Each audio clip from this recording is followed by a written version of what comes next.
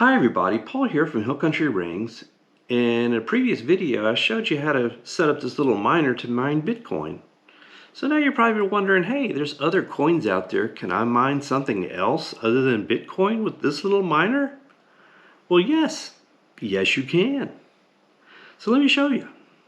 So this little guy's been chugging away mining Bitcoin, and here he is. I'm looking at the web public pool .io, and for this little guy, and he's chugging away at probably about one mega hash, actually about 859k right now. And hey, I want to mine something other than Bitcoin.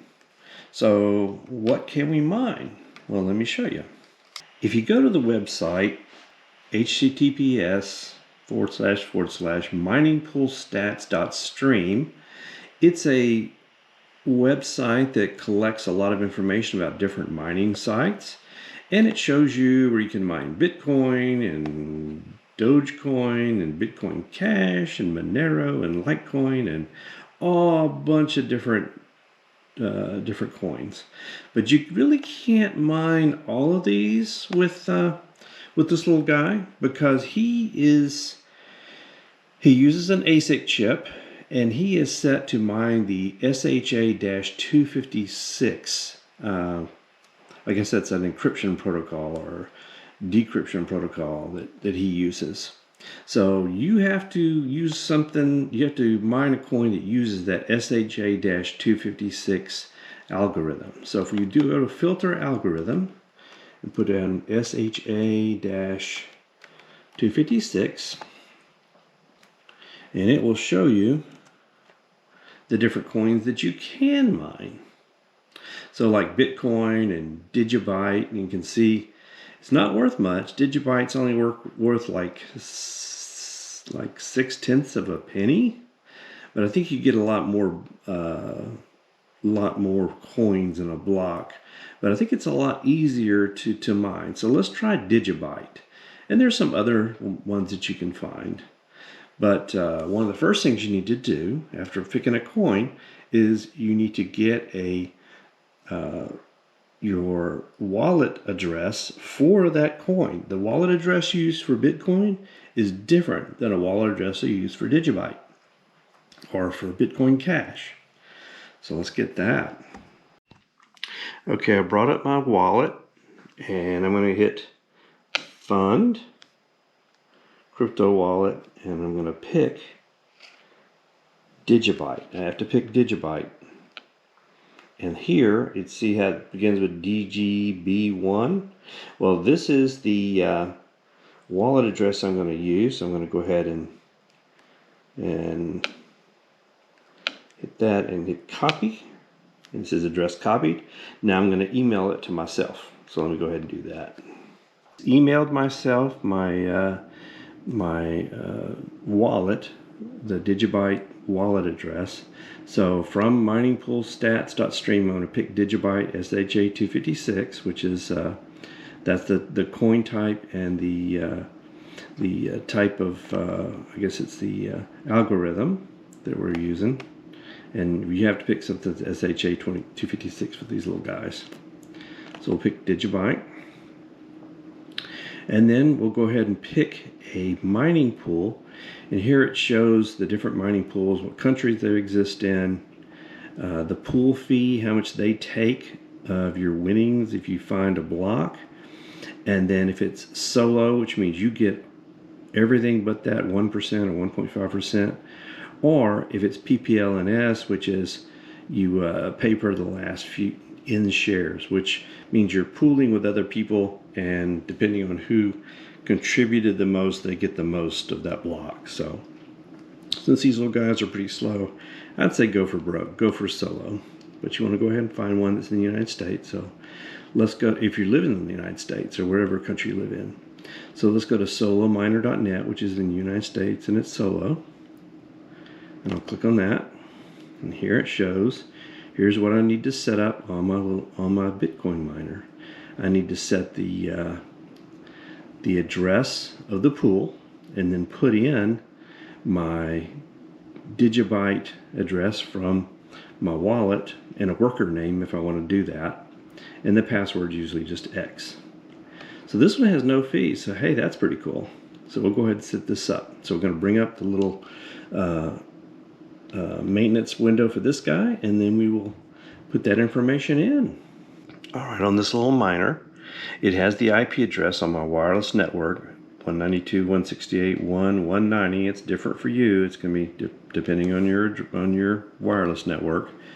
But I went to that address, and that is this little miner. And this is his maintenance page. So what I'm going to do is go all the way to the right, and I've just opened up a new tab with that. I've got my solo miner pool here information there, and then this little guy's web page right here. So I'm going to hit edit, and I'm going to go down to my pool URL, and I'm going to put in this information, the stratum plus TCP / dgb-stratum.solominer.net, and then the port is 3333. Okay, so I'll put that in there in the pool URL. Boom, I do that. Now I'm going to go ahead and get that wallet address that I emailed myself and copy that into my clipboard. All right, I've copied to my clipboard, so I'm going to delete the wallet address that I had and put in that address. Now I'm going to put .lucky, and that just is, it'll define the worker that in case I have multiple workers on this account or in this wallet address, then I can see how this guy's doing compared to anybody else. And I'm just going to go ahead and save, and that's saved. And now, if you notice, he's rebooting, and it takes him a little bit to reboot. All right, he's back up, and looks like he is getting jobs, and he's at 998 kilohash, and oh, more than a gig. So he's working. So he is now mining, and we want to go check that digibyte pool and just see how he's doing. So let's do that. Go back to that digibyte solo miner pool, and we just put in that address in my workers.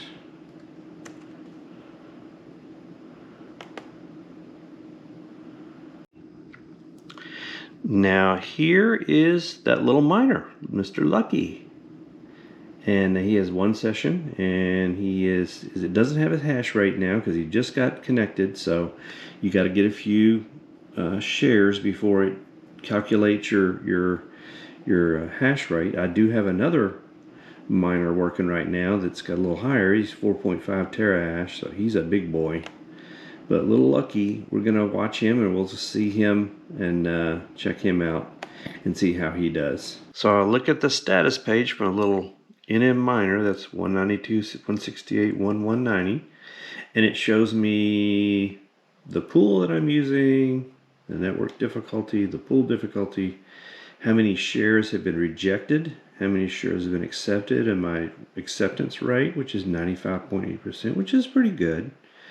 And it's just showing my best difficulty so far, and my total hash rate right about a meg, and my best difficulty is 1.94 shares. So, and if I go to that digibyte miner pool, and I've got my address in it, so it shows my miners, and there's Mr. Lucky right there in one session, 1.1 mega hash, and my best difficulty is 1.94. So he's only been up for about 12 minutes, so he's been just plugging along.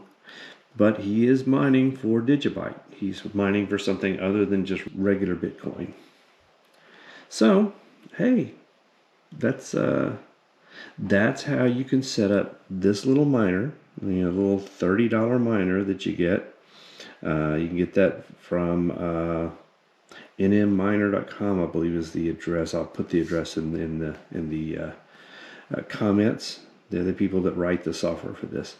So, little $30 miner, and you can learn a lot about Bitcoin and crypto and mining, and not have to spend a lot of money. It's just a hobby, and if you learn something, that's worth a lot more than a few Bitcoin. So is a little miner like this going to make you any money? Even do Digibyte? Probably not. I mean, who knows? You might hit a block. If you do, let me know. I'd love to hear from you. I haven't hit one yet, but hey, it's fun. It's a hobby. It's a learning experience, and it's something to tinker with and play with, and that's something I like. Something to tinker with. And who knows? I might try some other coins with this. Try to mine some other coins. I do have a few more miners that have a lot more power than this little guy. One of them is can actually be used as a heater for my shop, so I'll make a video about that too. So if you'd enjoyed this, please like and subscribe. I'd love to hear from you. And check out hillcountryrings.com, where I make rings from heritage and legacy woods, like the decks of battleships, stocks of M1 Garands, Major League Baseball bats. That's what I really like to do. So happy mining, and I'd love to make a ring for you. Thanks, everybody.